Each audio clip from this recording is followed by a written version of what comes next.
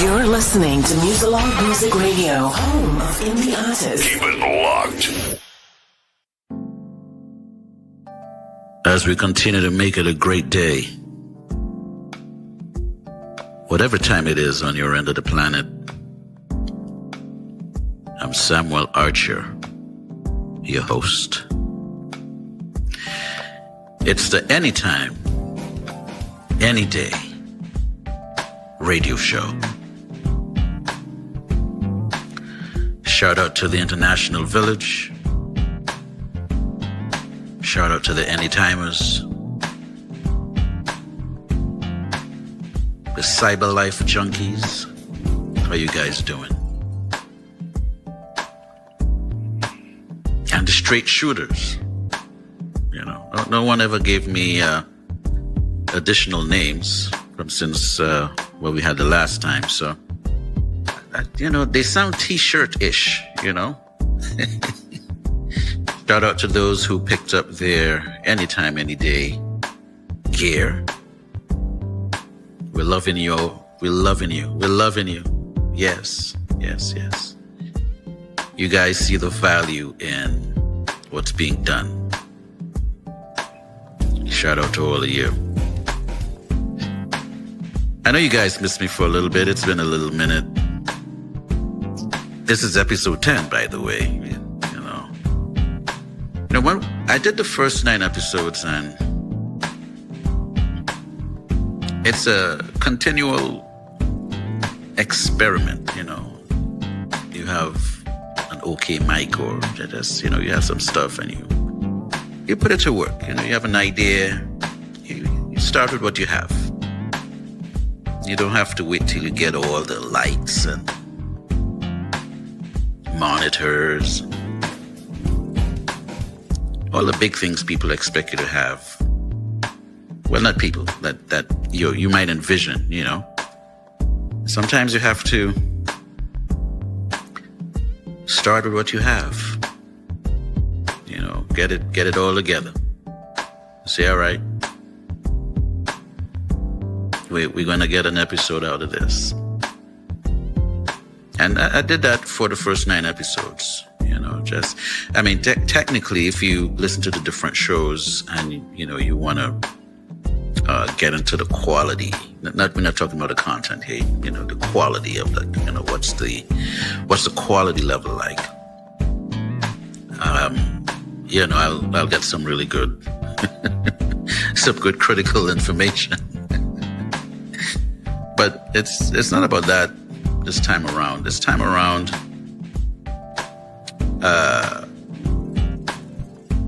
the saga continues. You know, I'm still experimenting. I thought I'll get a new mic. You know, so you know, if you believe in what it is you're doing, you gotta invest in yourself. You know, I thought I'll get a new mic and stand and a new interface. I still have the old headphones though. It seems like, and by the way, I buy these cheap headphones, but they look really cool when I do my interviews. And by the way, I'm still drinking coffee, still looking for that company that wants to rock with me, you know, want to sponsor a show. You know, because you're a coffee person, you know, by all means, you know, let's rock a little bit. Let's get it all. Let's put it all on the court. Get it on the court. You know, get the b-ball people working it in. Shout out to my people in the UK, TNT, Barbados, Jamaica, Belize, Guyana. Yeah, we have a nice global village growth happening. Yeah, we're gonna get some good feedback here. I still get heckled by a couple of my colleagues, you know. Like, yeah, listen to you talk to yourself for 2 hours. They just like to rub that in. See, they don't know that there's a place called Radioland that you don't get to see. You just imagine that you're broadcasting to the people out there. I think, you know, you got that voice, that soothing voice, you know.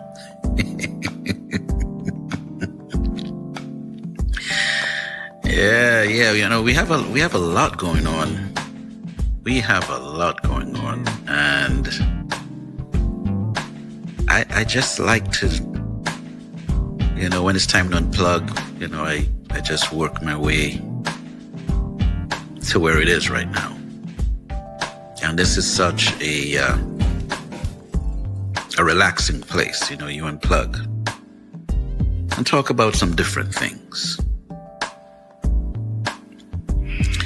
Talk about things that you don't have to worry about the next 5 hours, you know. Sometimes you just got to go there. And that's what we're doing. And while we're at it, you know, you're chilling out and you're spending some time with me, you know, shooting the breeze. They normally say something else, but I don't want to say that on here. We're still keeping it clean, you know. PG ratings. And once in a while I might say something edgy, but that's once in a while.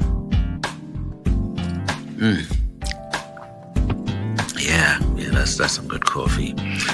And I think I shared with you guys in the last episode that I'm using molasses in my coffee now.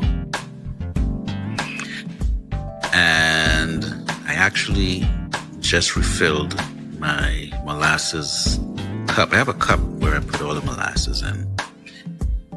And that's been working out. Those of you who are familiar with molasses, if you grew up using molasses,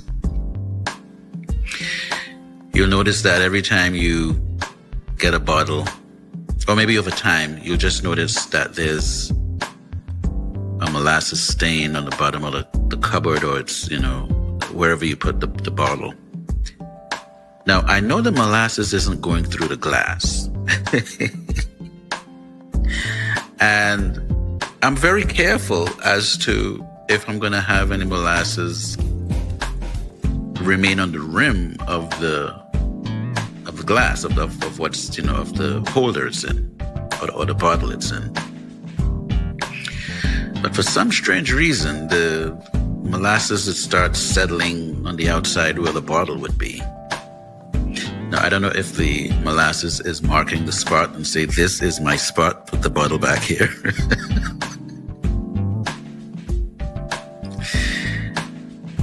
And then Mother Nature comes in, like an ant or two, and it starts signaling to be, hey, there's some sugar over here, you know, molasses. But anyway, I didn't want to have any spots, so I said, you know, let me try a cup. I got this enamel cup, a big one, like a, I don't know, it's like a mug. It's almost like those teacups your grandfather used to drink tea in the morning.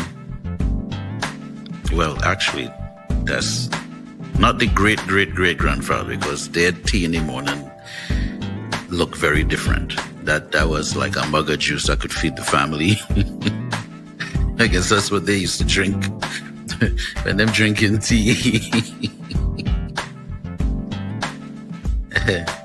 So let's bring it closer. You know, so the mug is maybe 2 times the regular size of a coffee mug of what we would use today. And so I put some molasses in that, and I was doing some research, and I wondered, you know, what if I could put a little honey in there too? You know, would it be a good combination? And the research said, yeah, looks like, you can do a blend. And I'm happy I did the blend because, between the taste of the coffee bean and the,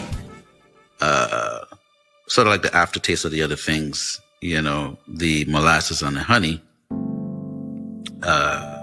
it gives it a nice savory vibe, if you get what I mean. Yeah. And that's for the coffee drinkers, if you're into the whole coffee vibe, then yeah, by all means get your act together on that. So we're going to continue spreading love the Brooklyn way. And we're going to talk about the things that I like to talk about. I have some good news about the YouTube channel that we're developing. We have surpassed 2,000 subscribers. I'm going to give a round of applause for that, And of course, I'm going to say, help us to get to 3,000 subscribers. If you haven't subscribed, be sure to do so now. The link would be in the description. And I know those of you who've been listening to the show would probably say yes, because we don't do links in the bio. Yeah, but we have surpassed 2,000 subscribers. What we have to do, though, is increase our watch time. So, on the journey to getting the channel monetized, we're putting in that work. So, what we have to encourage the audience to do, you guys tuning in from different parts of the world, is each one share one. You guys like that? Each one share one? Yeah, I like that.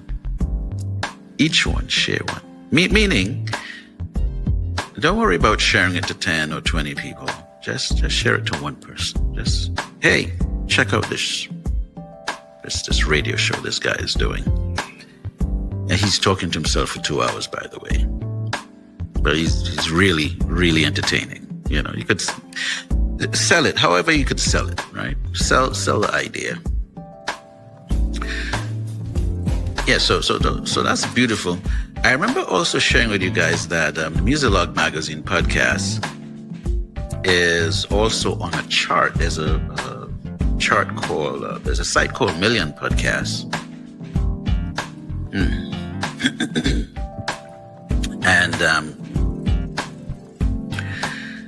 we were in the 80s. I think we were 87 when I found out about it. We were at 87. And then I checked in again and we moved up to 85. And then I checked in this week and we're up to 82. We are moving on up. Okay, shout out to the Jefferson lovers out there. Yeah, those of us who enjoyed watching the Jeffersons. Moving on up to the east side.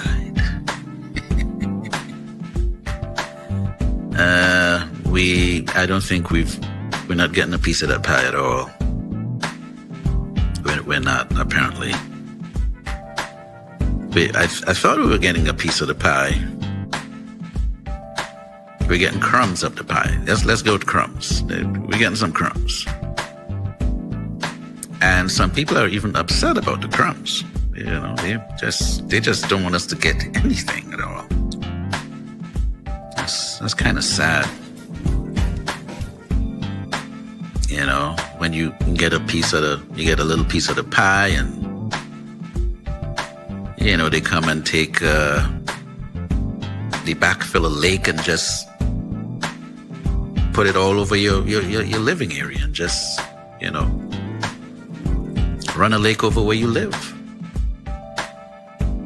No one ever come and ask you, hey, is it all right that we do this? No, they just do it.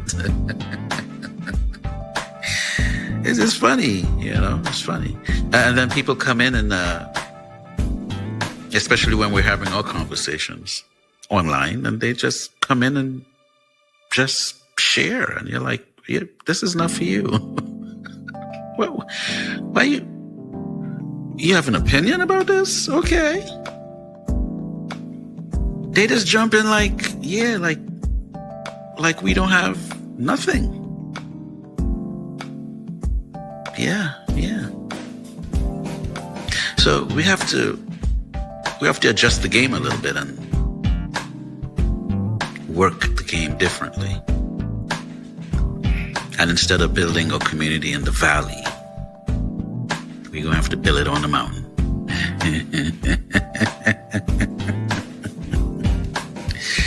We would build it on the mountain. Yes, we will. Yes, we will. I saw a series recently. I didn't know I would enjoy it that nice. It was pretty good. What's that brother's name that played in Black Panther? In the first Black Panther. He was the father of Killmonger.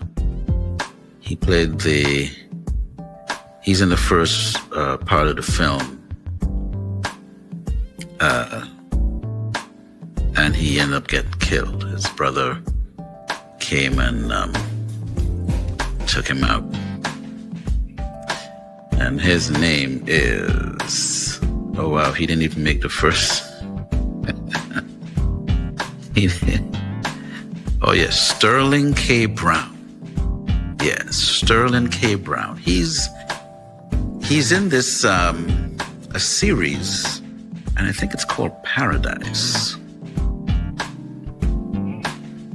And he is brilliant. He is brilliant in Paradise. If you haven't seen it, I suggest you check it out. Brilliant, man. Brilliant. Plays, I gotta lift our people up that's doing their thing, man. Just lift them up. Regardless of if you like the dynamic. The dynamic is, we all gotta fit in where we can at some point. So he's in this series, and I don't want to give it away, but it relates to what I'm talking about now. And we may have to think a little bit in that direction, So instead of building below sea level, when we get a piece of property, let's make sure it's above sea level. Make it a little challenging. Let's do like the Tower of Confusion. Let's take it up. Let's go to the stars. Let's go closer. Pyramid style, Yeah. So a couple of updates. We have some new episodes of the Muzilog Magazine podcast. And I actually interviewed a few people recently that I think is going to be, worth your while. We just launched the Eric Deutsch interview. That one did really, really well on LinkedIn. I'm getting a nice little audience on LinkedIn of late. And John Fadem, guitarist John Fadem, keyboardist Eric Deutsch. And I had the honor to interview Jesse J. And Jesse J is a saxophone player. And interestingly, it's interesting how life turns out. When I wrote for Examiner back in the day, which would be, I think, around 2011, maybe 2011, 2012, I started writing for Examiner. Now, the Examiner doesn't exist. Well, you know what? Let me not say that. online I'm seeing that someone actually bought they bought the whatever it was. But the Examiner was something like the Huffington Post, where it would just be contributing writers, and so you had Examiner New York, Examiner Philly, Examiner DC, Examiner LA. Every state had a couple of aspiring journalists and writers that would write articles, and these articles would go up. They'll be posting as much as we are, and the readership was a little bit over 2 million people, I think, either per week or per day or something like that. But anyway, I would write for Examiner, and I had Muzilog, the website, Muzilog.com, and I started writing. I ended up on the journalist list. I became one of those go-to persons for Concord Jazz. That now I don't know if they're still a subsidiary of Universal Music Group, but pretty much they handle a lot of jazz artists from contemporary to traditional jazz. So anyway, we're getting back to Jessie J.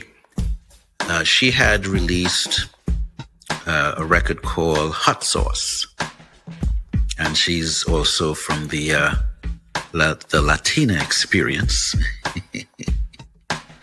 Shout out to my I would say my Hispanic audience. Lots of love to you, And let me see. So, and the reason why I remember the Hot Sauce album is that she worked with a musician that is an idol for me. And that musician is Joe Sample. And I think her record was one of the records that he worked on before he passed on. I had a Rushmore of keyboardists. So, you guys know I'm a keyboard player. And in the top tier, where Herbie Hancock is there, and he's still alive, thank God. But you had George Duke, and you also had Joe Sample. So George Duke has passed on, and Joe Sample has passed on. Shout out to their respective families if they're tuning in. But anyway, he had worked on that project, and we never got around to doing that interview back then. And I was so excited to have that interview done this past week. This was really, really good. So you guys should look out for that interview.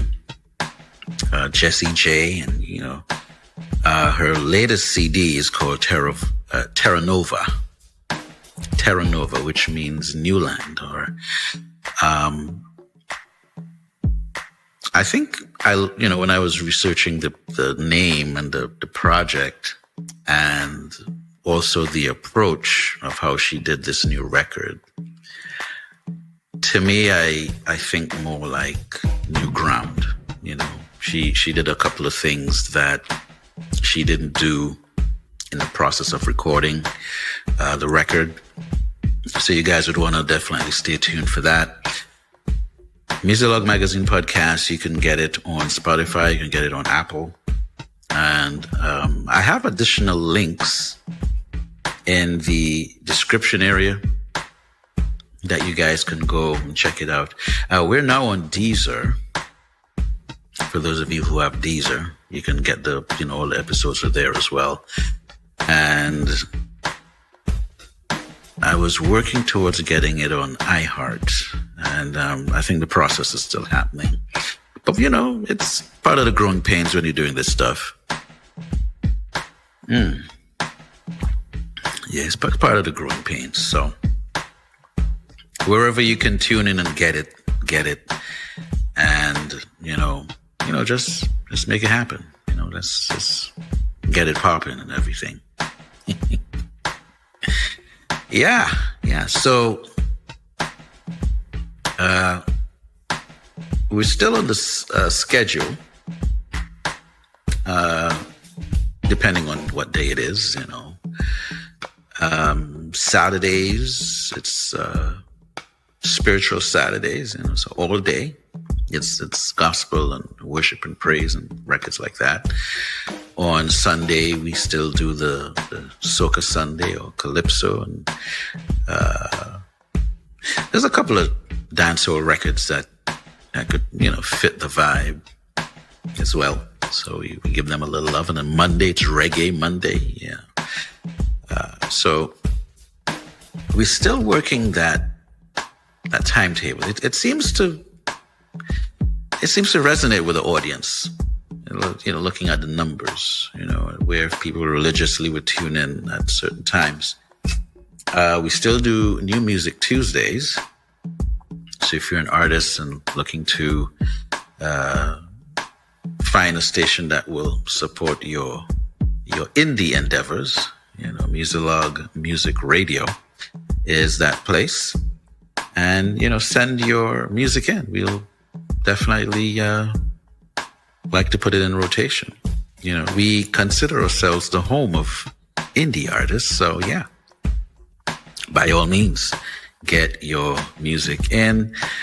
Now, I have a feeling we're going to take Wednesdays and do it as a jazz Wednesday. Maybe call it Jazzy Wednesdays or something. I'll keep you guys in tune on that.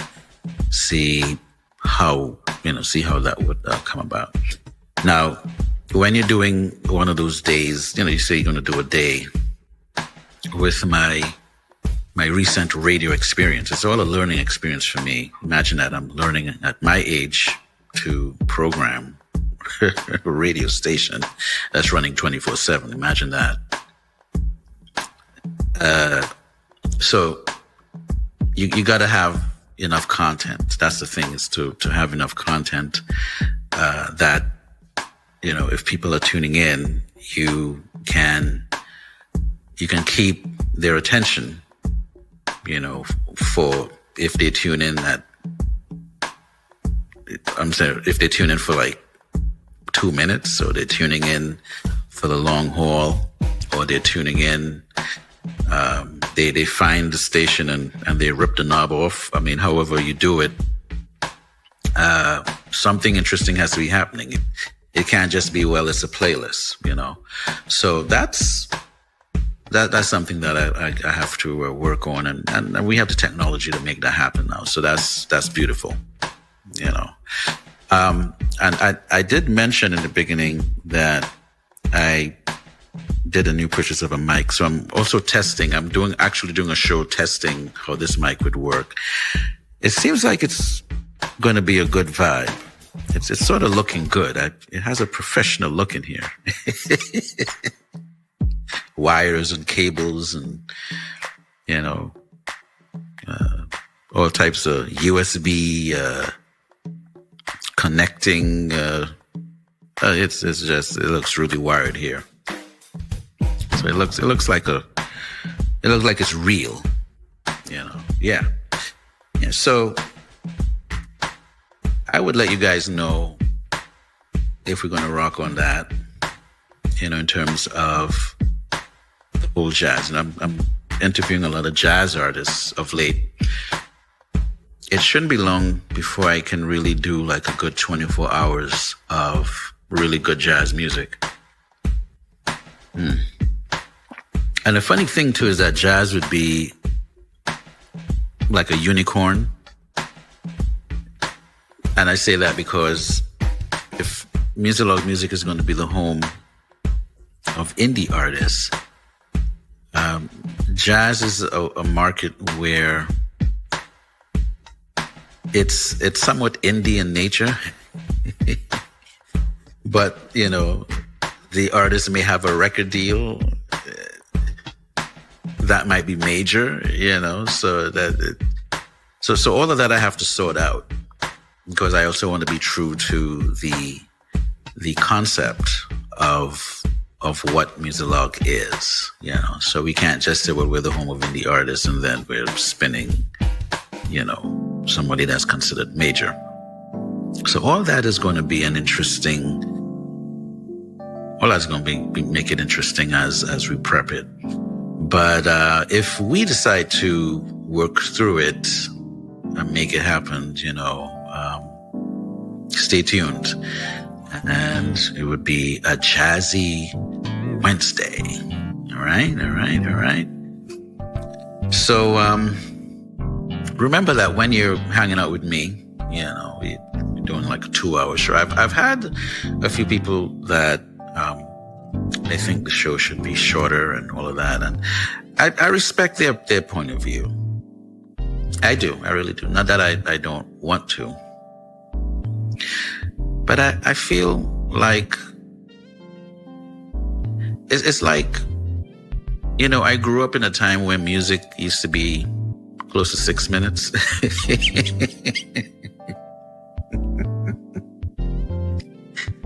I mean, now you're lucky if the song makes it to 1.5 minutes. I'm serious. Like, if you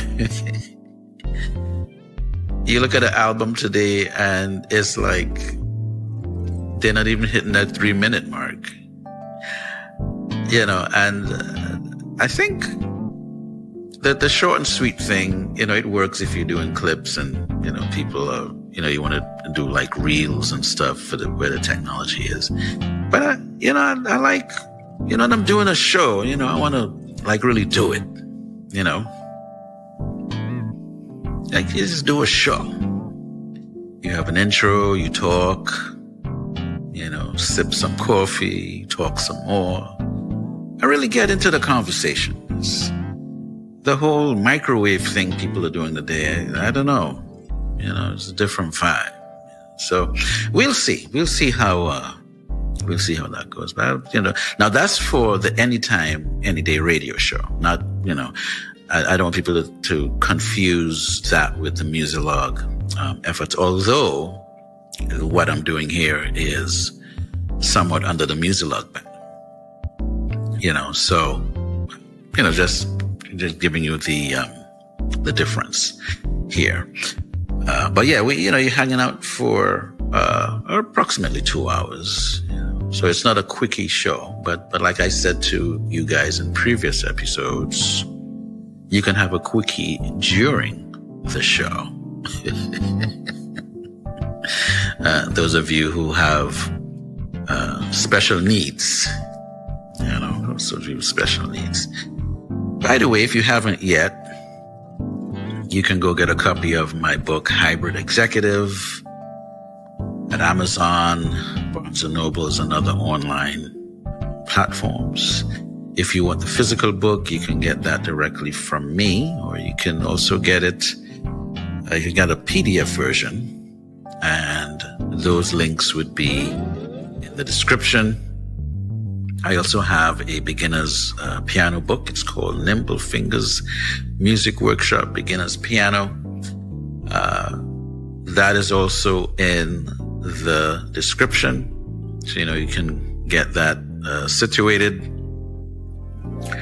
Well, those of you who want to do piano, you know, I'm thinking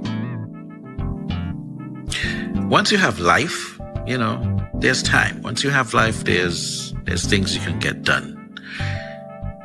And again, music is supposed to be a fun experience. Although some of us, we take it seriously, you know, it's a discipline. We practice, we prep ourselves. You know, we do a lot of scales and rudiments and theory and Dorians and chords, and we go in.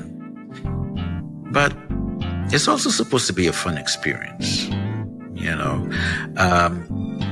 Sometime this week I went to the Guitar Center because, you know, I told you guys I had to do a little upgrading in here.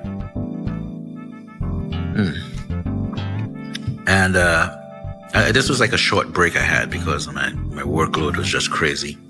But I ran in there and I'm in the keyboard section, you know, so all the pianos and so on.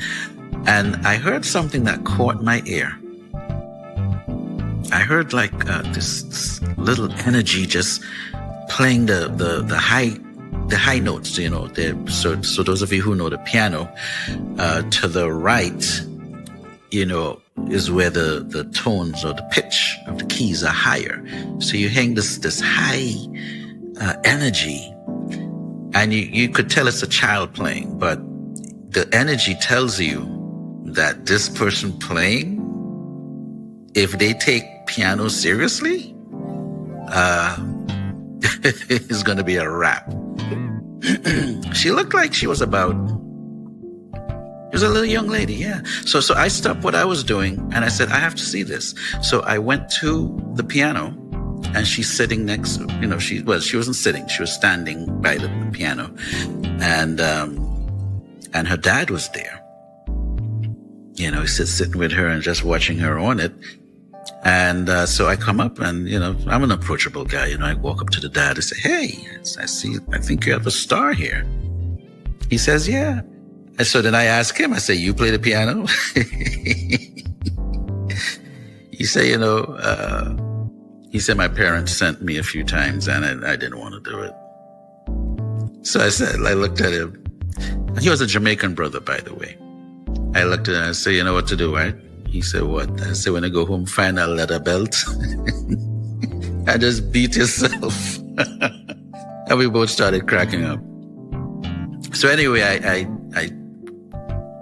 turned my attention to the young lady, and I gave her a quick 2-minute session. And I showed her how to find her way around the keyboard, and showed her where middle C was. You know, that's how we get started. And so she was able to find C, and then now when she found C and she could find all the other C's on the keyboard, I said, well, I will bring your seat down. And then I positioned her hand and showed her how to position her hand, and showed her the five note scale right there, C, D, E, F, G.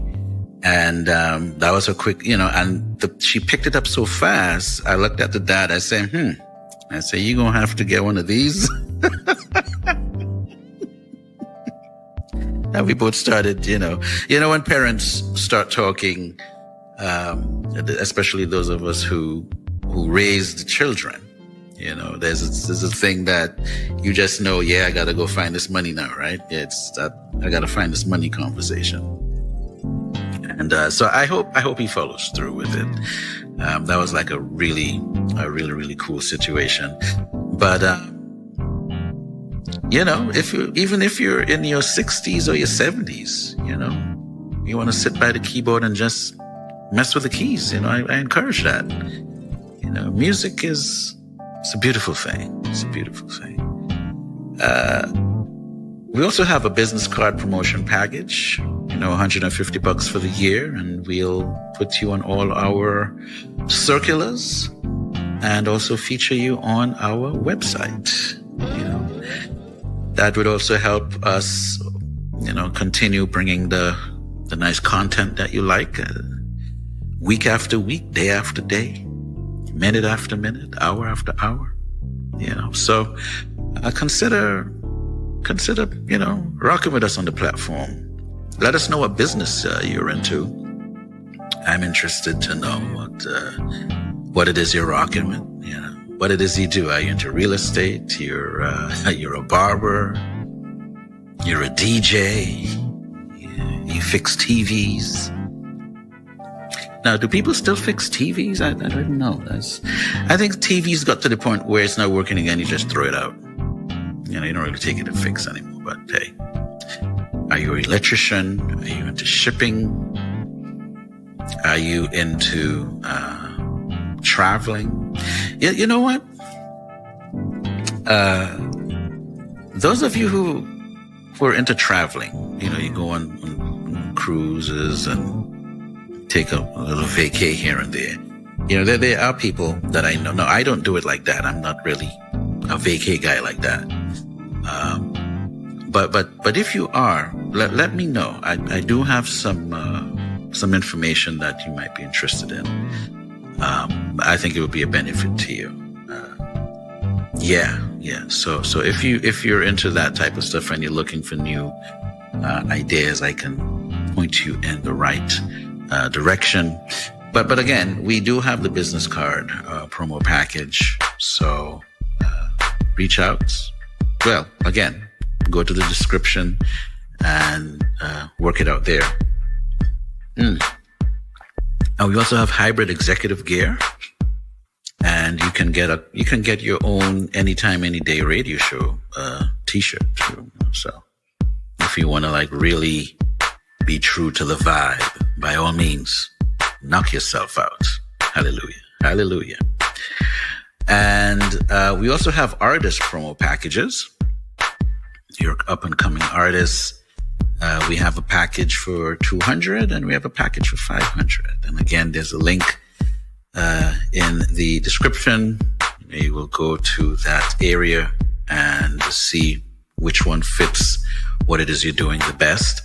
And, so on top of getting you into rotation, there are other strategies that we can implement to help expose your music. You gotta get more ears, more eyeballs on your brand. And the more eyeballs, the better, because people in the audience are probably looking for what it is you have to bring. Right? It's not just how you see it. It might be another way. And I do encourage artists to look at different means and ways to market your music. So for example, if you dealt with something personal, you have some people there, they might be diabetic, or they may suffer from sickle cell, or they may have some sort of an ailment, or maybe it's a mental thing, maybe it's psychological.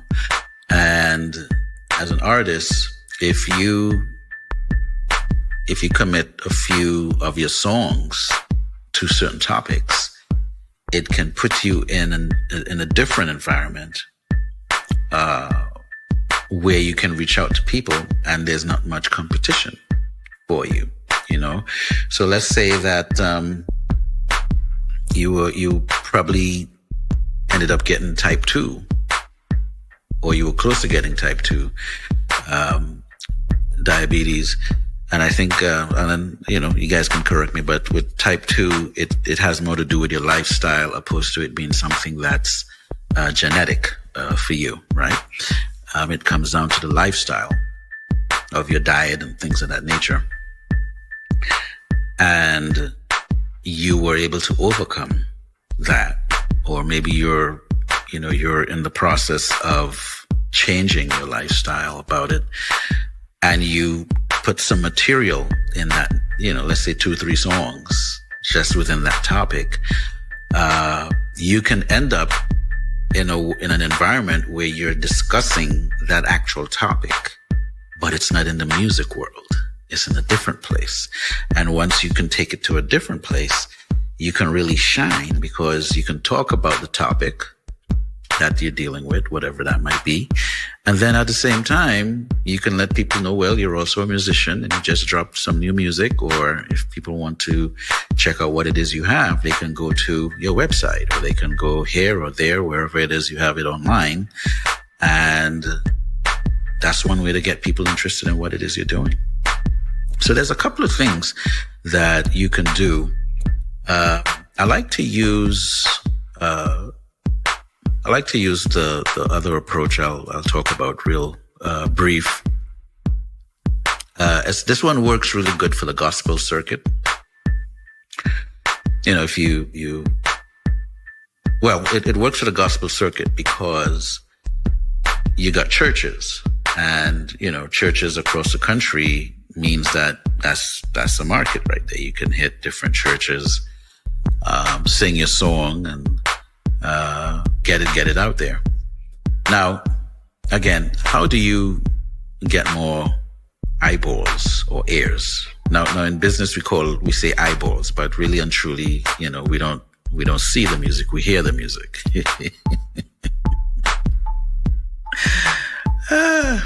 That's interesting. You don't see the music, you hear it. Yeah. So if you can have more ears listening, then you increase the chances of people that would like what it is you have to offer as an artist. So let's say, for example, you put out a single or a record, a gospel album, and it's either something that a soloist could do, or maybe a choir could do. It all depends on what it is. The other thing is to think. You got to be intentional. You got to be intentional about it. What I would suggest is, depending on the songs, what you'd want to do is also make the performance track available. All right. Now, funny enough, or weird enough, I remember living through a moment where people didn't want to share their performance track. And there's a good chance that could have been a mistake. There was this thing, this is my song and this is my. But you want people to get involved with your music. You want people to, how do you get those people involved? Well, you have to ease up on the my. Unless you're doing a Johnny Gill, my, because the lady was wearing a red dress that looked really good. And you just had to say, oh my. But you gotta get out from that selfish approach and make your performance track available. Now, there's a lot of singers out there that's not even looking to do a record deal or looking to put out records. You just have a lot of people that sing for different events. They sing for church, they sing for weddings, they sing for funeral. That's just that circuit. They do karaoke and that's their thing. When you make your performance track available, it makes it easier for someone to say, I want to sing this record tonight. I like this song. And I want to sing this at this event I'm going to do. Or if it's a gospel song, then okay, they want to sing it in church. This particular weekend that's coming up, they did want to sing your song. So if you can work it out where other people can have access to sing or perform your material, it exposes you more. It puts you out there, and get you to get more eyeballs or ears on who you are. And then, people talk. Someone might say, hey, that song you sang, who's the artist of that song?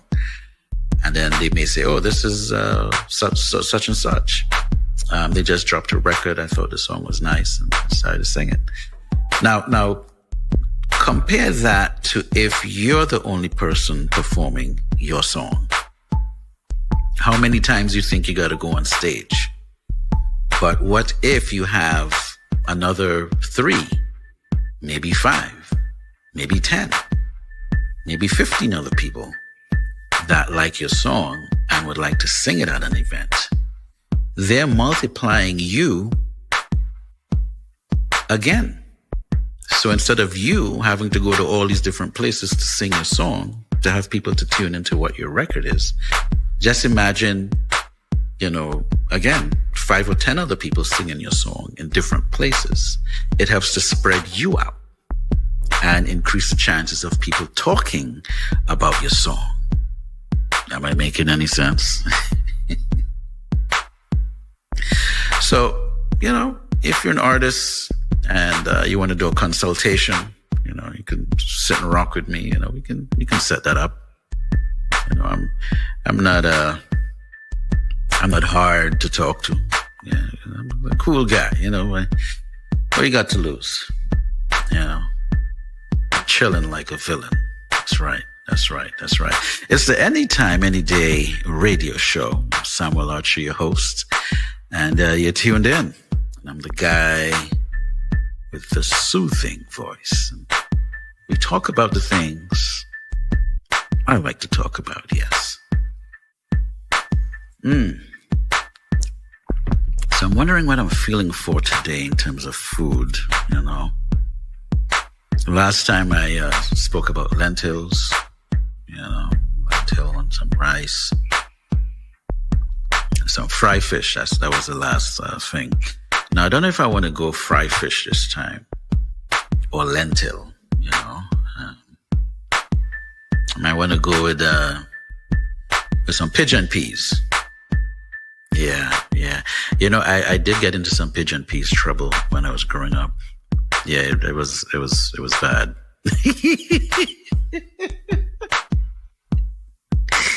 Oh my God. It was bad, guys. It was bad. Yeah. This is where you learn that your stupidity has consequences. Oh goodness. I wonder if I should share this story. I wonder how old I was. I was probably 9 or 10, somewhere around there. I was like, yeah, it might have been like 9. And so my dad had this area he was planting.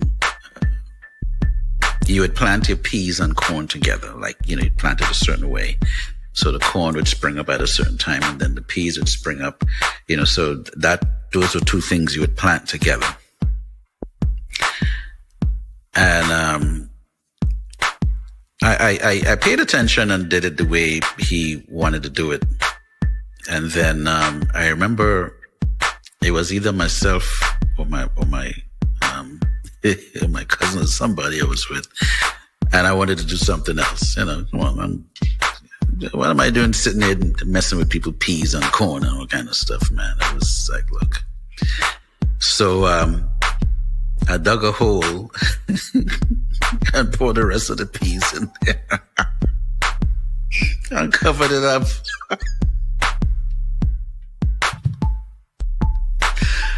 Oh my God.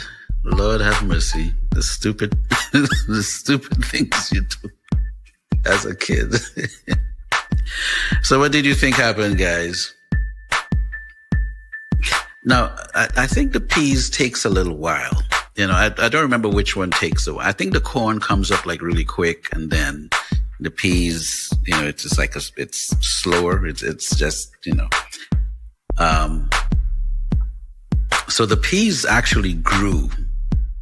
And obviously it didn't look the way it's supposed to look coming up. You know, you just saw a bunch of peas, a bunch of peas, the tree itself coming out of the ground. Like, you're like, okay, how many peas was inside here to get this amount of, you know, it was like a patch, like a peas patch. Just this one area was a peas patch. So of course I had to have a meeting with the God, you know. He didn't kill me on it. It was just he's like, okay, so he brought it to my attention, obviously. So he said, so what happened here?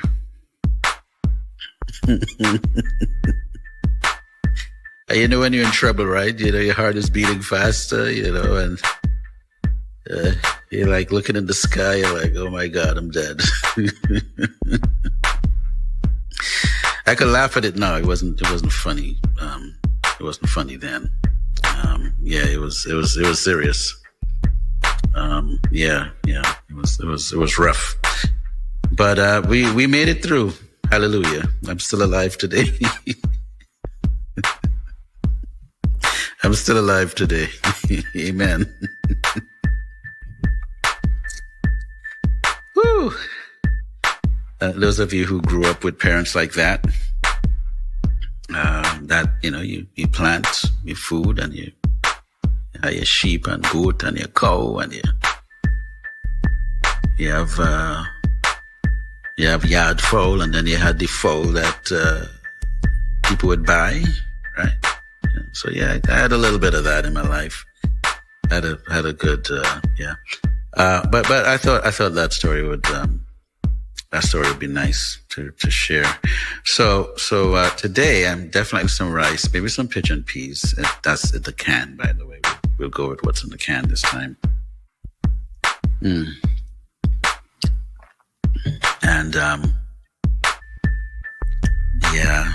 maybe some melangin, and some a little bit of callaloo or something,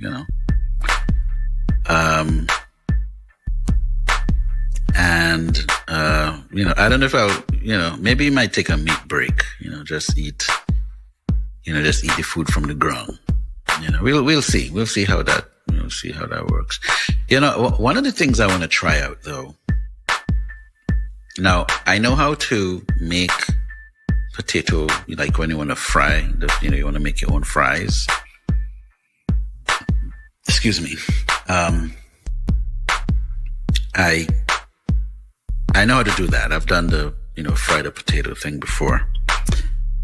One time I tried to do the, bake it. There's a way you can bake it. But I think I had failed on that one.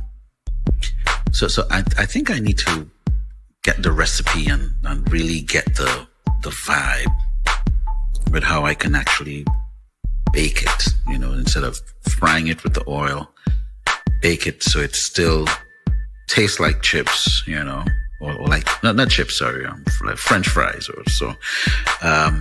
So I'm interested in getting a recipe. I know I can search it up too, but if someone has a really good recipe, I want to try it out, where I peel my potatoes and cut them up and put them in the flat pan. But there's a way to do it. There's an approach or a technique or whatever. Feel free to shoot me a recipe and let me try it out.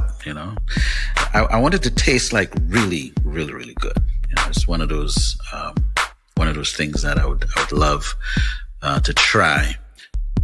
We're going to talk about food here sometimes, So, we're living in a crazy world, where it's just crazy. You go to the groceries, it's, there's the price increase. And it's one thing if the price of something has to increase because of nature, or because something happened somewhere, and there's a natural cause for it. But it's one thing when you have a man-made problem where it's not necessary. So, what are some of the ways to unplug? One way would definitely be to tune in to the Anytime, Anyday Radio Show. Listen to me. That's one way to go. You agree? I believe so. That's one way to take it. And and hopefully you're unplugging as you listen to the show, you vibe and so on. But I thought I would find 5 things you can do to help you plug, help you relax and give you that time, a little solitude for yourself, So the number one thing that popped up was deep breathing. And by the way, I'm not a medical doctor. Okay, I'm not giving you any medical advice. I'm gonna put a little disclaimer there. I don't want anyone upsetting the Anytime, Anyday Radio Show. We're not trying to mess that up at all, because we're just keeping it real.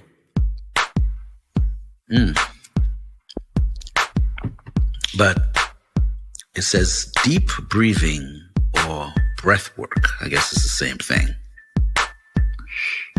It looks like it. So it says why it works. So it says it activates the parasympathetic nervous system, lowering stress hormones like cortisol. Now, cortisol is that, I think it's that fat, right? It's that it's the visceral fat you get from there. It's like a hormone. It sort of connects to that, I think. So you say it lowers that. It lowers the stress hormone. Breathing, so it says inhale for 4 seconds, hold for 4 seconds, and exhale for 6 to 8 seconds, and repeat for a few times. Repeat it for a few minutes. So that's that almost sounds like a precursor to yoga, right? Those of you who are into the yoga field, I want to hear from you. What are the things you guys do to relax, just to help you unplug? Sometimes you need that maybe that 10 minutes, sometimes 5 minutes. Sometimes you need that to just, pump the energy up a little bit. And especially people like myself. Well, I don't do that much now, but there was a time I would push myself to the end of the battery, like literally. I'll just go right through. And I will need like maybe 10 minutes or 20 minutes. And sometimes I'll throw the timer up. You got to be up to do something else. And I'll put on a little timer or something on my phone. And sometimes that 10 or 15 minutes is all I needed to get through the rest of what it is, I had to get done. But yeah, in terms of the breathing, it'd be good to hear from other people as to what it is, their approach is, Yeah. Now, this is in addition to tuning in to the Anytime, Any Day radio show, by the way. So, don't get it twisted. The number 2 thing it has here, it says time in nature. Time in nature.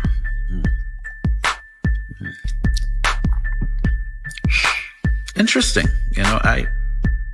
I need to, although I've, it's not really part of my vibe right now. There was a time I would, go for walks and things like that. When I lived in Delaware, there was a 3-mile, there were 2 3-mile walk parks not too far from where I lived in Delaware. And I'll go to these things and walk and spend time in nature, but I haven't done that in a minute in terms of the approach here. So it says here, nature exposure reduces anxiety and improves mood. It says even 20 minutes in a park can help. Yes. I just read that and just went back in time to when I actually did that seriously, So it says here, take a walk in a green space or sit quietly outdoors, unplugged from devices. I like that.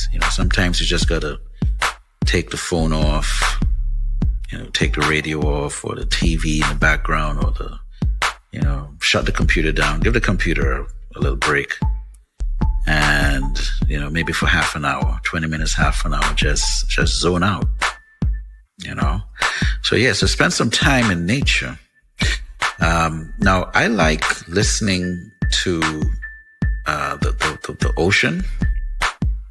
You go by the beach or by the bay, either one, and just listen to the water coming in. Now, I don't know about other people, but that does a really, really good thing for me. You know, maybe I'm connected to the sea somehow. Woo! Yes, yes. So, some time in nature is good. Gentle movement is number 3. It says here, example, yoga, stretching, or walking. So it says why it works is physical movement releases endorphins and reduces muscle tension caused by stress. So it says here, take a 10-minute walk or a short yoga stretching session, especially in the evening. Okay.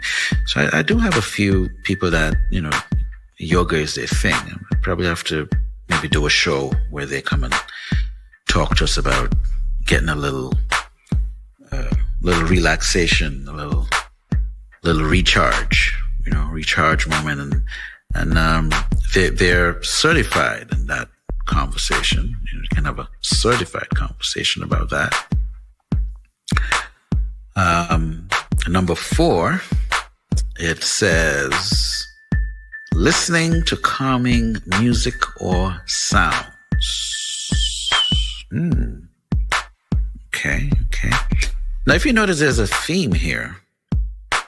They're different things, but it's somewhat interrelated, which is kind of cool. So it says here, listening to calming music or sounds can lower blood pressure, slow the heart rate, and reduce anxiety. Okay, I feel you. And it says here, instrumental or nature sounds like the rain or ocean waves at a low volume. I just spoke about that with the whole time in nature thing. Now, I remember one time, my eldest daughter, did she move out already? You know, I don't remember if she had moved out yet. Or she might have been in college, and then she came home. But I noticed one night, she's sleeping, and she had like the forest sounds. She had forest sounds in the night in her room, you know, while she's sleeping. I'm trying to remember I think I happened to pass by the door, you know, so the door is closed. I happened to pass, but you're hearing these sounds. And you're like, what's this? So she was doing this, you know, listening to nature sounds, you know, but this was like in the jungle, you know. And you definitely knew that it was a nighttime vibe or evening time vibe in the jungle. So, you know, that would be good to do, you know, listening to calming music or sounds. And the number 5 one here, it says disconnecting from screens and practicing mindfulness. So it says that constant notifications and blue light overstimulate the brain. So, yeah, once in a while, it's good to shut down the screen a little bit. Practicing mindfulness. So I need to figure out what practicing mindfulness is. So what they're saying here, put your phone away and spend 10 to 15 minutes doing something mindful. Interesting. Like journaling, meditating, or simply sipping tea slowly. Nice. So that's how you practice mindfulness. You know, this reminds me of a little bit, I don't know her personally, but Terry McMillan, the author. I remember reading, I don't remember what book she was writing at the time, but she would be in various places writing, like she's on the train, so she's going to write a little bit there. She's on lunch, she's going to do a little writing there. You may be going back home from work. Many of us that are creative and we're aspiring creatives, we have a day job. Not all of us have the opportunity to actually just think about what it is we want to do all day. We have a hustle during the day to make sure we can keep that roof over our heads and, pay the different bills that we have to pay. And so when you read about how she completed that first book, she didn't have the luxury of saying, I want to go here for a weekend, and which is something that I want to do. I need to go somewhere for like a weekend, maybe like a 3-day, where I could zone in on writing. It's easy to say, but really hard to get done.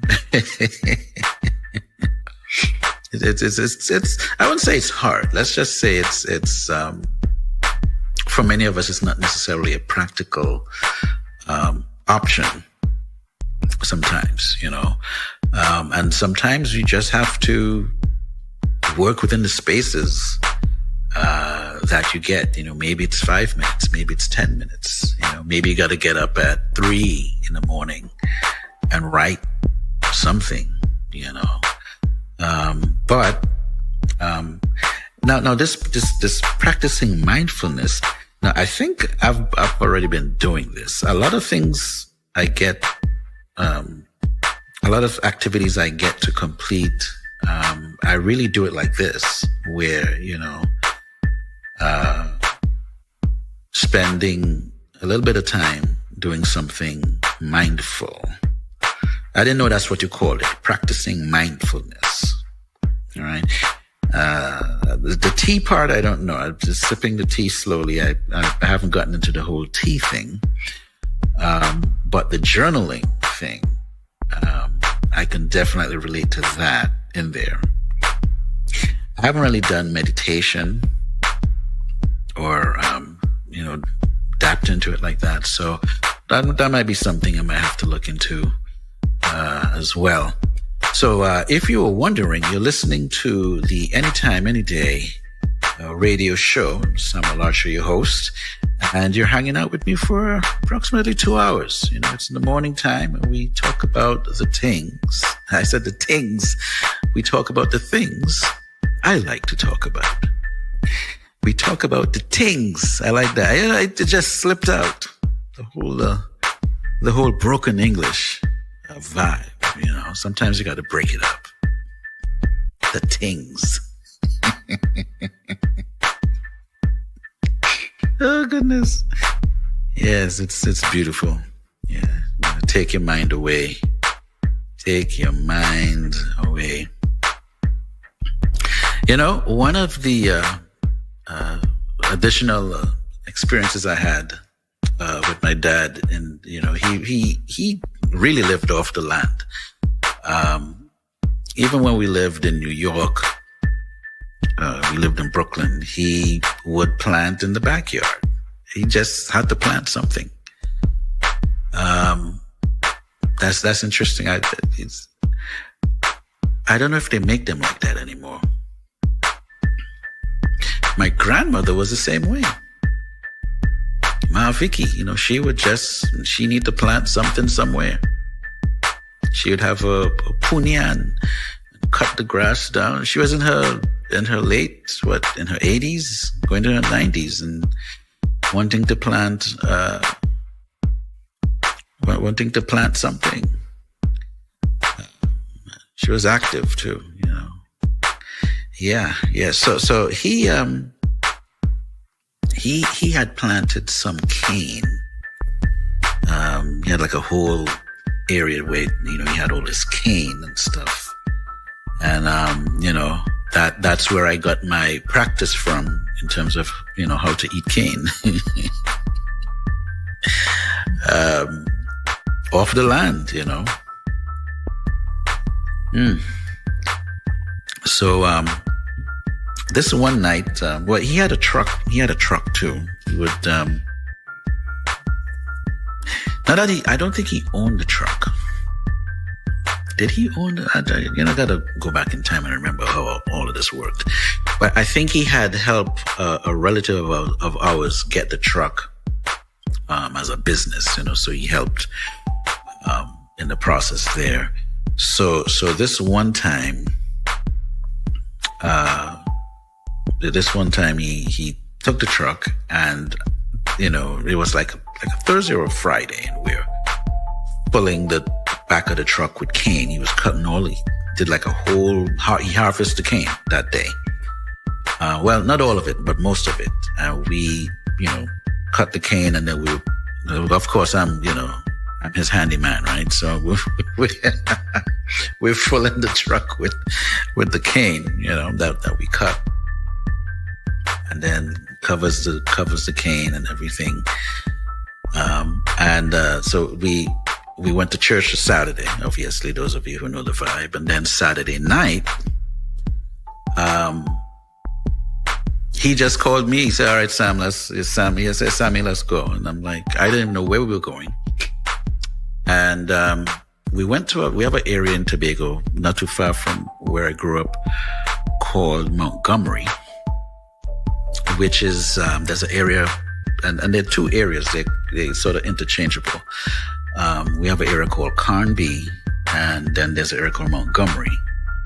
And those of you who know the Tobago landscape, you know, and I grew up in Mount Pleasant, right? So that area there. But we weren't in Bethel. We didn't go all the way to Bethel, right? So those of you who know the landscape, if you're coming from Carnby or you're coming from Mount Pleasant, you would go through an area called Montgomery, and then you'll end up in Bethel. So we didn't go all the way to Bethel. So it was somewhere between Montgomery and Carnby we went to. And there was a guy with a big copper pot, you know. And when I tell you, this is the one that you can go in it and bathe. It was like maybe 5-6 feet wide, one of those big ones. And he had it on like a furnace, and it was a whole new experience. And so there was this other guy that he knew, and he had a grinder. He had some sort of like a thing to put the cane in, and so now I'm looking at it, I'm like, wow, I didn't even know we were going to do this thing, you know. So I'm looking, and I'm, you know, obviously I'm learning. And I couldn't believe I'm just hanging out with Pops, with this other guy. And we had some other people that were hanging out with us. And it was a Saturday night hangout. Now, if I'm not mistaken, there might have been an area where breadfruit was being roasted. You know, somebody was roasting breadfruit somewhere, or a little way off. And codfish, right? So breadfruit is roasting, and codfish, you know where the story is going, right? And the gentleman now, he's taking, we have to pile the cane at a certain point, and he's taking the cane and run it through the grinder thing that he had, right? Some sort of a processor. And so when he runs it through, the cane comes out on the other side. It's just a husk. It's like literally flat. Whatever it was, pressed out all the juice out of it, and the husk was coming out on the other side. And then so the juice is now running into this big copper pot that he had with the furnace under it.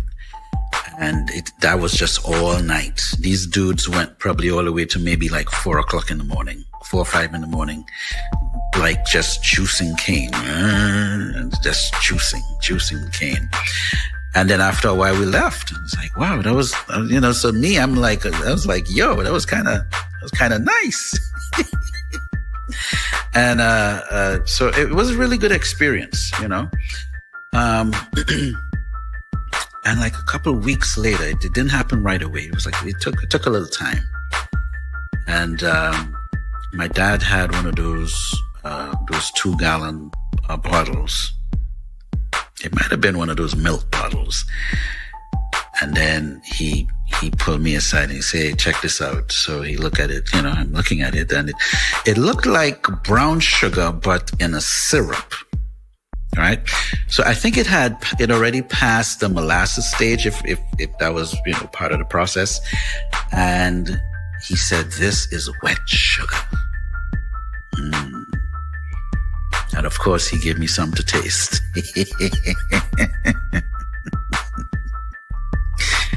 That was a really cool experience. And he was using wet sugar. Now, I share that story because I think I had my sugar run in life, and I was looking up wet sugar, and I saw it's a different definition here. Well, probably not just in the US, but internationally, when the term wet sugar is used, it's where you already have the processed sugar, like the white sugar, and you put molasses on it to, I don't know what process is that, but you put the molasses on it, and then they call that wet sugar. And I'm like, okay, I don't know it like that. I know it the other way, where it's brown sugar, but it's in a fluid form. It's like a fluid vibe. And so you can actually, there's a liquid portion of it, and then there's a solid part of it. But the solid part are the crystals forming. So this is probably what it looked like before it actually dried, or, so where you can actually get a spoon of sugar from it. So yeah, it was a cool experience. But the other part of it is, I remember sharing with you guys that I had to take a break from the sugar there for a little bit. And not that I had to, I did it by mistake. I wasn't planning to take a sugar break anyway. I just felt like I wanted to do something different for the coffee. The sugar hits you on a different frequency, in my opinion. But I was doing some research here, and it says here, avoiding sugar for a week can lead to reduced energy slumps, clearer skin, decreased cravings, less bloating, and improved mood and mental clarity. And so when I spoke about using molasses, I was already 2 weeks in. So instead of using sugar to sweeten the coffee, I would use molasses. And I don't make juice every day, or, I was using the sugar. I drink a couple cups per day. So obviously I'm using the sugar to sweeten. So instead of using the sugar, I'm using molasses. And for 2 weeks in, I realized some changes, Now, I can only talk for me. I don't know what it would be for other people. But you see this cravings thing here, decreased cravings. For me right now, the cravings is a wrap. And the bloating is a wrap. I had a bloating issue for a few years now. I'll eat and then just feel just bloated, like swollen, and, it would be like that for a couple hours and then it would go away. But then I had the weight, also had a little bit of weight going on. Not weight like I can't walk through the door, but that's like a little stubborn weight, which I would take care of via exercise, or I would take breaks from certain, maybe a meat break, or not combine meats with carbs, things like that. They would help, but obviously that would just be for a time. Switching to intermittent fasting, that did help, eating once a day at a certain time. It did help. It did help with the bloating and all of that, but it would still catch up to me at some point, so going to the point where I actually switched from using sugar in my regular vibe during the week. By default, I actually ran through all these different symptoms, so it says here you might also experience sugar withdrawal symptoms like headaches, irritability, fatigue, increased cravings for other carbohydrates. So yeah, I did go through that, but not realizing that it was part of the process from avoiding sugar. And of course, you want to avoid sugar where you can. It's not like you're going to totally eliminate sugar.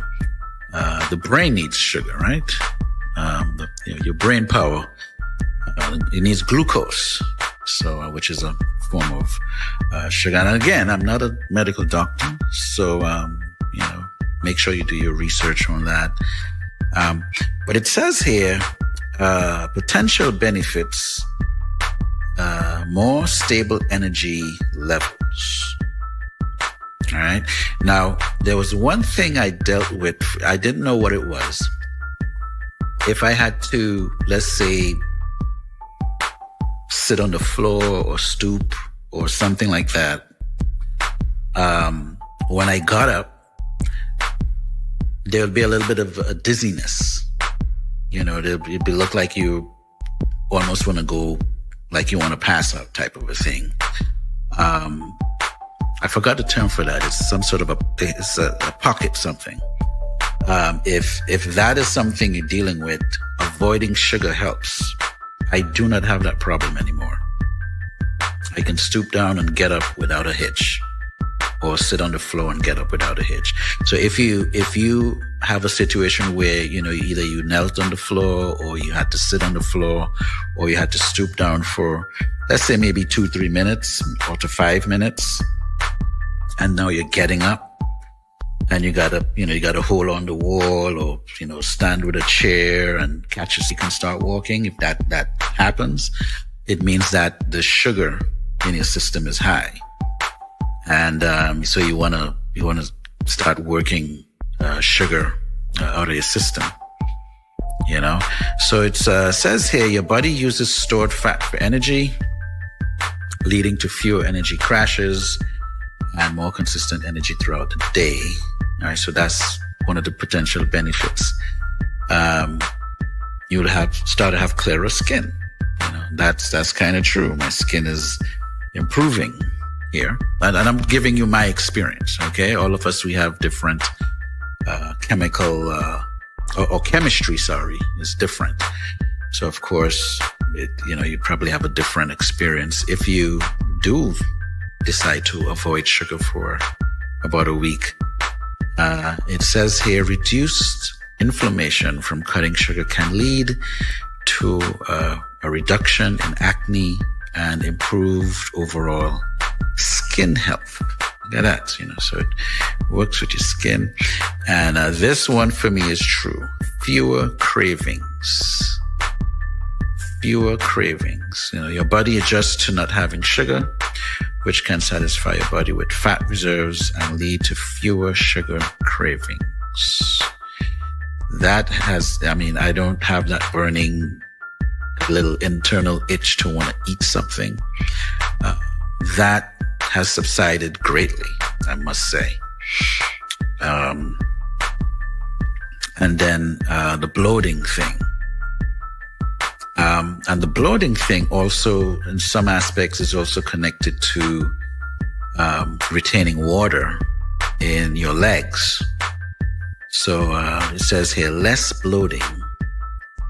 It says sugar can cause water retention, so eliminating it can reduce overall bloating and a feeling of lightness.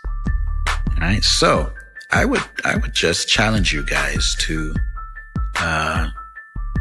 try it and see, if it's, and while you unplug, take a sugar break, take a break from sugar. Now, if you're wondering, in the grocery where you can get molasses as an alternative, it's in the maple syrup section. You'll find it where they have the corn syrup and the maple syrup and so on. Normally the molasses is somewhere around there, or they may have it by the sugar.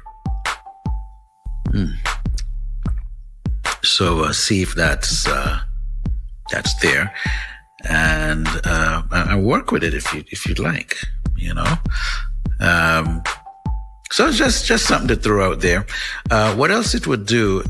Your mood and focus would be improved.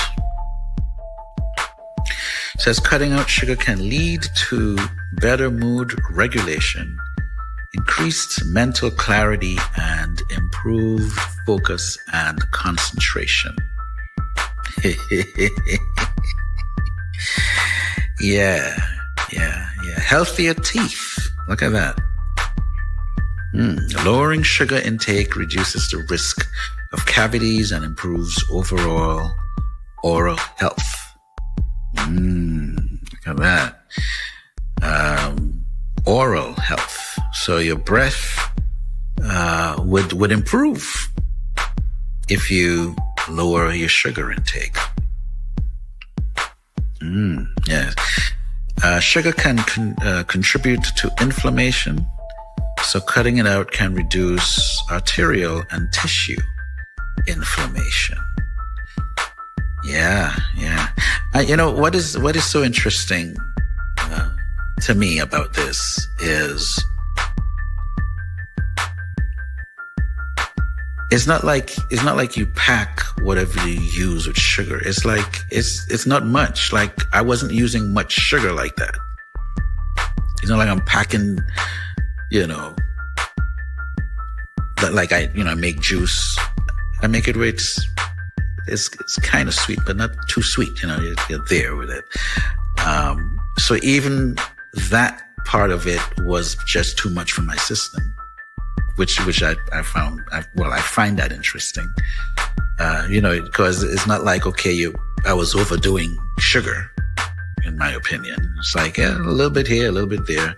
And that little bit is what took my system over the top. By the way, if you tuning in now, you're listening to the Anytime, Anyday Radio Show. I'm Samuel Archie, your host. And we talk about the things I like to talk about. And we'll continue to spread love. The Brooklyn way. Shout out to my crew in Brooklyn, New York, baby. There'll never be another place like Brooklyn. Yeah, so let's see what else it says here. Potential withdrawal symptoms.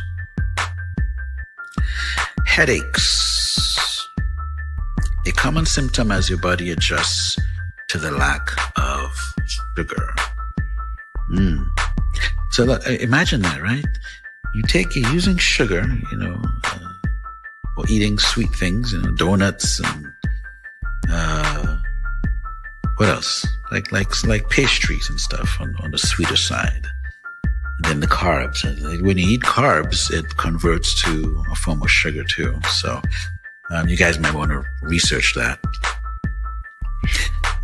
But yeah, imagine you get a headache from that. You can, it's a possible symptom. You'll probably get irritable and mood swings. So you might have a bipolar experience. You may feel more on the edge, anxious, or experience intense, unexplainable mood swings due to changes in dopamine levels. Look at that. Fatigue and weakness. Your body may feel run down and fatigued as it adapts to using fat for fuel instead of sugar. Look at that. So instead of sugar, your body can also use the fat that's stored in the system. Increased cravings. You might experience intense cravings for other carbohydrates such as bread or pasta. I did have that. Yeah. I'm like, I feel to eat some bread. Some bread and cheese. Yeah. But that was for a short time though. It wasn't like, you're feeling for that all the time. It's just, in reference to my cravings, I'm at the point now, I have to remember, did I eat today? It's like literally like that right now. Did I eat anything? So when you can get to that point, like you feel good, you feel full. Well, not that you might feel full. If you're hungry, you're going to feel hungry. But just, being able to go through your day without saying, I need to get something to drink, or let me get a coffee, or let me get this, or let me get that, or some tea, or, get some donuts, or go to Starbucks, or what have you. Again, no pun intended with the brands I just called. But in terms of how you may feel, all of that is going to change. Yeah, well, that's going to feel definitely feel a little different. I do, cognitive issues, difficulty concentrating, or a brain fog can occur as your brain adjusts. All right, so if you're in a little brain fog while you're withdrawing from the sugar use, part of that is something you can expect. All right. So I did some research on the molasses. I said, well, let me see, is molasses a good alternative to use? Now, I haven't explored cooking with molasses. I haven't tried that. So, maybe you can use it like that. Like you can just use it like you did with sugar, right? We'll see. Because if I want to do a pilau, do some pilau, you caramelize the sugar and all of that. Maybe molasses allows you to do that. Maybe we can ask the chefs in the audience in our global village. Is it good to cook molasses? We'll see. So it says molasses, particularly blackstrap molasses, which is the version that I get, can be considered healthier than refined sugar because it retains more vitamins, minerals, and antioxidants from the original sugarcane or beet, such as iron, calcium, and potassium. While molasses still contains sugar and can raise blood sugar levels, it has a lower glycemic index than table sugar and provides added nutrients, making it a slightly more beneficial, albeit still high calorie, sweetener. Okay, so it's still a form of sugar, but it's a healthier choice than the refined sugar. And here I am thinking wet sugar might have been a good thing, right? I'm thinking, hey, maybe I could get wet sugar. Not the other version of wet sugar, the wet sugar I spoke about in my my story growing up. Yeah. So it says that molasses is nutrient rich. So it says blackstrap molasses is a concentrated source of essential nutrients, including significant amounts of iron, calcium, magnesium, potassium, and several B vitamins.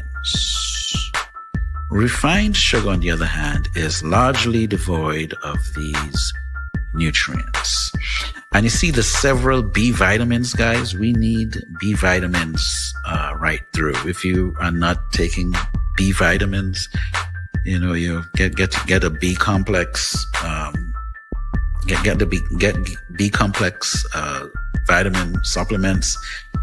Make it a part of your day, and obviously speak to your doctor first. If let's make sure you don't have any allergies to it, and if not, you need B1 and all the way up to B12, right? So yes, get that in your system. It says here, molasses contains high levels of antioxidants and refined sugar. Antioxidants are linked to numerous health benefits, such as protecting against inflammation, reducing cancer risk, and supporting heart health. And we only have one heart, guys, so you got to take care of the heart. So that's another good, it's a plus for molasses. Potential for stable energy.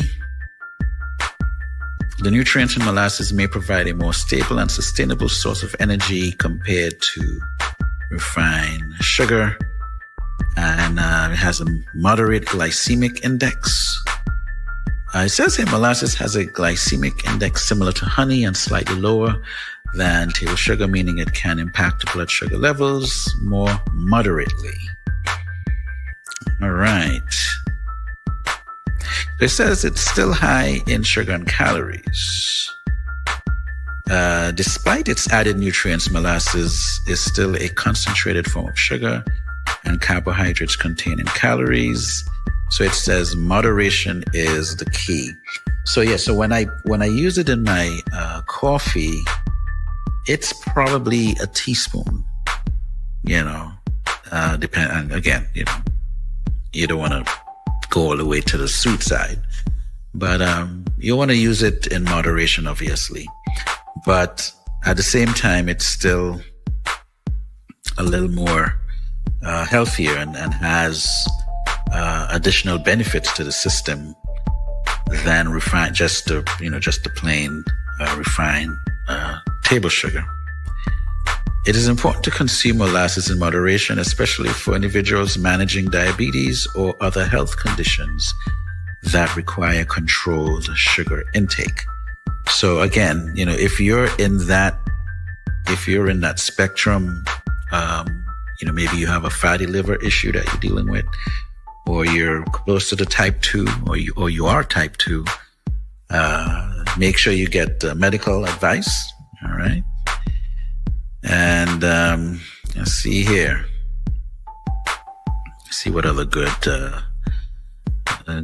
advice that we can get here.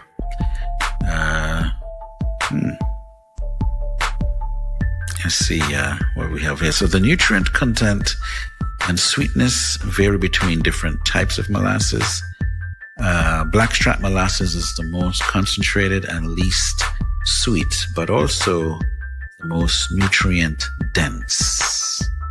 All right, so yeah, you want to definitely rock with the blackstrap. Now, I need to know why they call it blackstrap.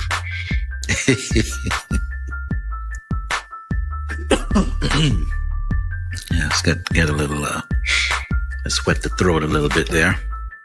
So you are listening to the Anytime, Anyday Radio Show. I'm your host, Samuel Archer, and you're rocking with me for approximately 2 hours.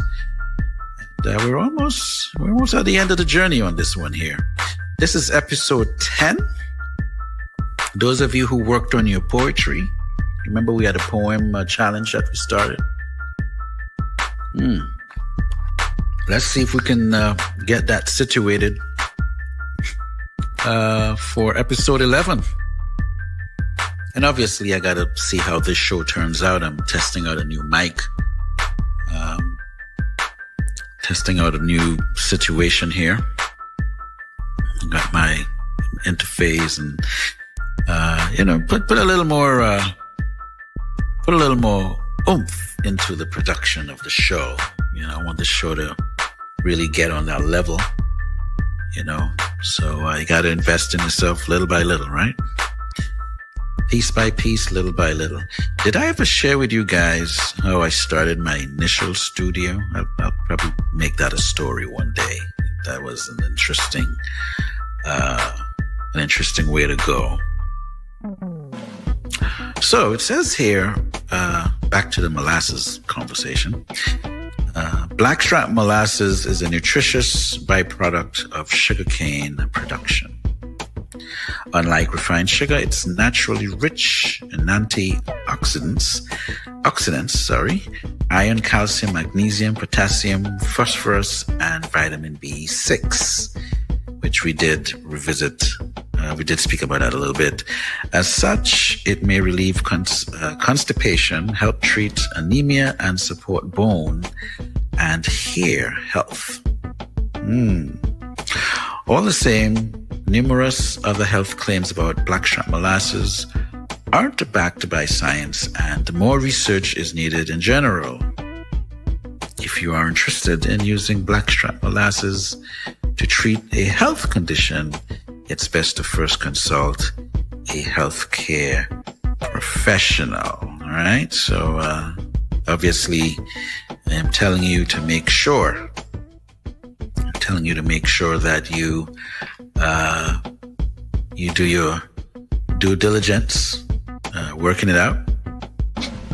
And, so this is something that I didn't plan to go off sugar. In fact, I might have been back on the sugar schedule, but it just turned out that I'm feeling definitely a lot different in reference to my sugar use. And I'm like, hey, maybe I can share this with my audience, and maybe you guys can focus on that and see how it works for you. Prolonged sugar consumption can cause obesity, type 2 diabetes, heart disease, fatty liver disease, chronic inflammation, insulin resistance, and tooth decay. It can also contribute to poor sleep, skin problems like acne, mood changes, and may even lead to symptoms similar to drug withdrawal and addiction. Additionally, high sugar intake can damage cell DNA, leading to accelerated aging.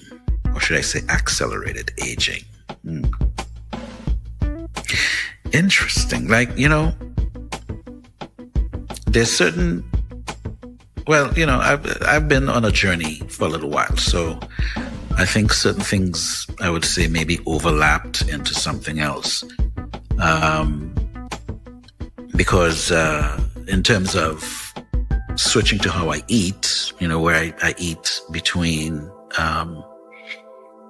11 and 5, that's my regular eating window now. And more than likely it's going to be one meal, so that helped my system, but I was still using sugar the way I was using it before. But there was I did lose the weight, but there was a stubborn area there. It got me to a certain point, and there was a stubbornness in the system. So taking sugar out or reducing my sugar intake has helped with that in a major way, which is again, I'm in the process of it. So I'm just sharing the journey as I go. I would have dry elbows. That's another thing that I thought that was interesting. My elbows I would have to put lotion on my, or cream. Let's go with cream, right? And I have to cream my elbows on a regular because it would just be really dry. If you're dealing with dry elbows, chances are it might be a sugar situation that you may want to take a look at. So since I've been lowering that, my elbows, which would be scraping up my long sleeves, I'll put on a long sleeve, and then as I'm moving, I'll just hear the elbow do its thing in terms of the dryness. Yeah, it was crazy. That has subsided. So if you have dry elbows, and you got to keep putting lotion on that area, might be a chance that your sugar intake is up there. So it says excess sugar provides empty calories that can lead to weight gain and obesity. Well, it looking at it, it makes a little sense if the calories are empty. Versus the molasses that has, it has the nutrients carried with it. Insulin resistance and type 2 diabetes. And I think the insulin comes from the pancreas. So I think that the insulin has a job that it does. So if your body is being resistant to it, I think it's a hormone that, why don't I look up and see specifically what insulin does here? Right? My dad was a chemist, so let's look for the importance of insulin. Real quick, let's see here. Importance of insulin in the body. So insulin is a hormone produced by the pancreas that plays a crucial role in regulating blood sugar levels and maintaining overall health. Okay. So it helps to regulate the sugar. So yeah, if the sugar is causing you to be resistant to the insulin, it means that you're not, it's almost like a pain, how much pain you can take, like what's your pain resistant? So the nervous system tells you that you're at that point where, painfully it's too much, and going beyond that can harm your body. So it's sort of like I guess the same thing in a different way, where the insulin regulates on the inside. So it says glucose regulation. Insulin facilitates the uptake of glucose from the bloodstream into cells, providing energy for the body. Without insulin, glucose accumulates in the blood, leading to high blood sugar levels. So once you're resisting it, then you can actually overdose on the sugar. That's what it's implying to me here. It says here, metabolism. Insulin promotes the storage of glucose as glycogen in the liver and muscles, ensuring an energy reserve. It also stimulates the synthesis of proteins and fats, contributing to metabolic balance, which is what we need. We need, insulin helps with ketone control. It says when glucose is not available, insulin helps prevent the accumulation of ketones, toxic substances produced by the body when it burns fat for energy. So yes, you want that regulated. Brain function. Insulin crosses the blood-brain barrier and provides glucose to the brain. I remember mentioning that earlier in the show. Supporting cognitive function. Cardiovascular health. Insulin helps regulate blood pressure and cholesterol levels, reducing the risk of cardiovascular diseases. Yeah, I'm reading all these big words, and I'm remembering there was a guy that had a problem saying the other name for Tylenol this week. Maybe he needs to lower his sugar intake. He'll be okay. All right. Insulin is involved with cell growth, differentiation, and inflammation. It also plays a role in regulating appetite and mood. See that? Appetite. So insulin plays an important role in what we're doing here. So it says increasing insulin resistance and elevating the risk of type 2 diabetes could result from high sugar intake. So it says the liver, it forces the liver to convert the sugar into fat, which would mess up the job of the pancreas. All right. Heart disease. Overloading on sugar contributes to heart disease by increasing inflammation and blood pressure. And this one is gonna rock those of us that like to take a little sip of the alcohol. Have a little alcohol once in a while. So it says here your liver metabolizes sugar similarly to alcohol, and high sugar intake can lead to fat accumulation, causing fatty liver disease. All right, so that's something you guys would probably want to take a look at for yourself. Do a self-evaluation, if you are feeling a lot of the symptoms I talk about here in the research that I pulled up, you may want to look at lowering your sugar intake, And I was talking to a friend of mine recently, sharing the information, and